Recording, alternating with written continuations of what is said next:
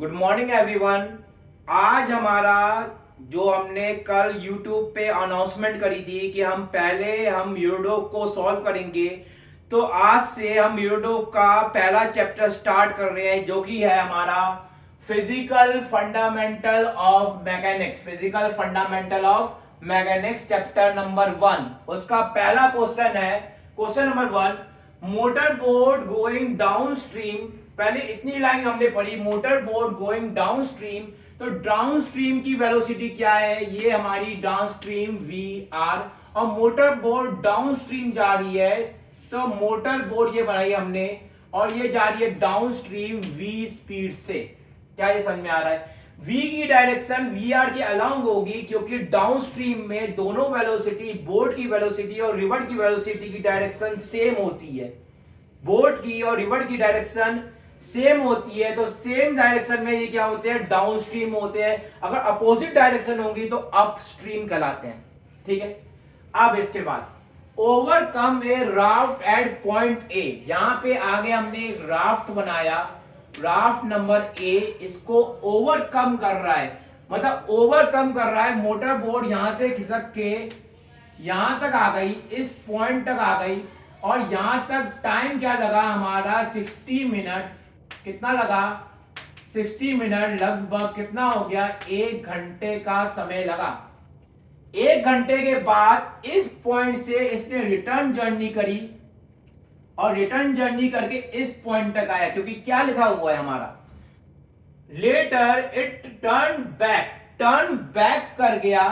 फिर after some time passes the raft at a distance 6 kilometre from point A. मतलब 6 kilometre point A से ये कहां पे आ गया? पॉइंट नंबर सी पे आ गया। पॉइंट नंबर सी पे आ गया। समझ में आया? 6 किलोमीटर। अब इसके बाद यहां से लेके यहां तक का टाइम लगा कितना? टी। यहां से लेके यहां तक का टाइम कितना लगा है? टी टाइम लगा हुआ है। ठीक है। यहां से पॉइंट ए से और इस पॉइंट तक जाने के बीच का डिस्टेंस हमने माना स्मॉल डी। क्या माना हमने? स्मॉल डी माना है। ठीक है। अब इसके बाद जब यहां पे डाउन स्ट्रीम जा रहा था ए से, ये मान लिया पॉइंट बी, ये पॉइंट क्या माना? बी। जब ए से बी तक जा रहा था तो हमारी वेलोसिटी थी बेटा, दोनों वेलोसिटी ऐड हो जाएंगी, क्योंकि सेम डायरेक्शन में। तो सेम डायरेक्शन में तो वेलोसिटी ऐड होके क्या हो जाएंगी? v plus v are equal to क्या होगा? Distance upon time. डिस्टेंस कितना है? d है। टाइम कितना है? 1 आवर है। ठीक है। तो हमारा v प्लस वी आर किसके बराबर हो जाएगा? v प्लस वी आर किसके बराबर हो जाएगा? d के बराबर हो जाएगा। ये हमारी आई इक्वेशन नंबर 1। इक्वेशन नंबर 1 समझ में आया? अब पॉइंट बी से पॉइंट सी तक जा रहे हैं, पॉइंट बी से पॉइंट सी तक जा रहे हैं। हमारी ये डायरेक्शन क्या हो जाएगी? ये वेलोसिटी बोट की रिवर की डायरेक्शन के अपोजिट हो जाएगी। मतलब कैसी जा रही है बोट? बोट अपस्ट्रीम जा रहा है। बोट बी से सी तक क्या जा रहा है? अपस्ट्रीम जा रहा है। तो बोट की velocity with respect to river क्या हो जाएगी? v minus v are equal to distance कितना होगा? टोटल डिस्टेंस d है, ये वाली डिस्टेंस b से c कितनी हो जाएगी? d minus 6। कितनी हो जाएगी? d minus 6। टोटल टाइम क्या लगा? हमने माना t। b से c जाने में टाइम लगा t, जो कि हमने यहां पे लिख रखा है। ठीक है। अब हमारे पास इक्वेशन इससे क्या बनी?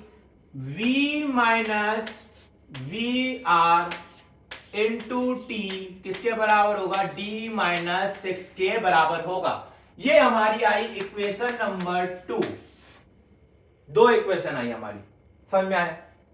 अब इसके बाद हमको पता है रिवर की डायरेक्शन चेंज नहीं हो रही, रिवर की फ्लो की डायरेक्शन चेंज नहीं हो रही, ना उसका मैग्नीट्यूड चेंज हो रहा है। इसका मतलब रिवर की वेलोसिटी कांस्टेंट है। अगर रिवर की वेलोसिटी कांस्टेंट है तो उसकी एवरेज वेलोसिटी भी क्या होगी? कांस्टेंट होगी। और हमको पता है एवरेज वेलोसिटी इक्वल टू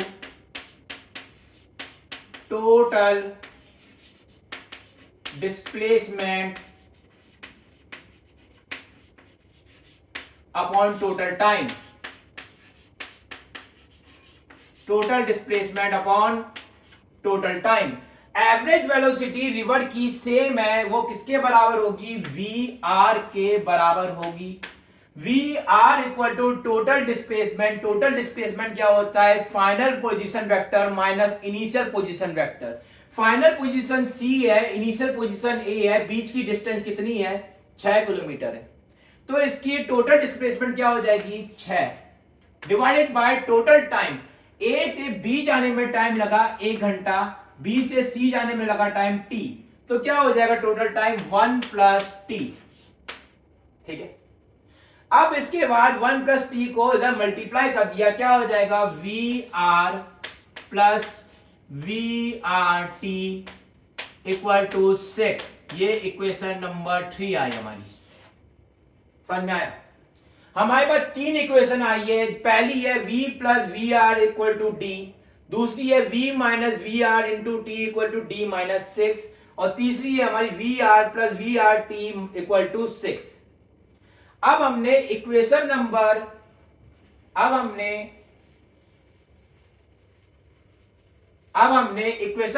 1 और 3 का यूज करके इक्वेशन नंबर 1 को और माइनस किया इक्वेशन नंबर 3, तो हमको क्या मिला, वी आर से तो वी आर कट जाएगा, v r t minus v equal to d minus d minus v r. हाँ, तो एक सेकंड, इक्वेशन नंबर 1 को इक्वेशन नंबर 3 से माइनस किया तो हमारा क्या आया, v r minus v r t equal to d minus 6। ये हमारी आई इक्वेशन नंबर 4। इक्वेशन नंबर 4 और 2 में देखा तो डी माइनस 6 और डी माइनस 6 बराबर है, डी माइनस 6 और डी माइनस 6 बराबर है, तो दोनों को बराबर रख सकते हैं। तो क्या हो जाएगा, v r minus v r t equal to v t minus एक सेकेंड, ये v है, क्या हो जाएगा, v minus v r t equal to d minus 6, v minus v r t equal to v t minus v r t. ये दोनों equation का use, equation number 2 और इक्वेशन नंबर 4 का यूज करके हमारे पास क्या इक्वेशन बन के आई, v minus v r t equal to v t minus v r t. अब हमारा वी आर टी से वी आर टी कैंसिल हो गया, v इक्वल टू क्या हो गया, वी टी हो गया, v से v कैंसिल हुआ, t की वैल्यू कितनी आई, 1 आई, कितनी आई, 1 आवर।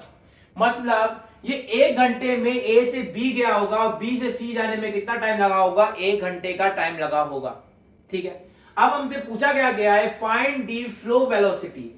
फ्लो वेलोसिटी माने हमको वी आर की वैल्यू पता करनी है, और वी आर का हमारे पास इक्वेशन क्या है, we are equal to 6/1 plus T, 6/1 plus T. तो we are equal to 6 1 plus 1 कितना हो जाएगा, 6/2, और इससे हमारी क्या वैल्यू आएगी, 3, और यूनिट क्या होगी, हमने टाइम आवर्स में रखा था, और डिस्टेंस डिस्प्लेसमेंट हमने किस में रखा है, किलोमीटर में रखा है, तो कितना आएगा, 3 किलोमीटर पर आवर।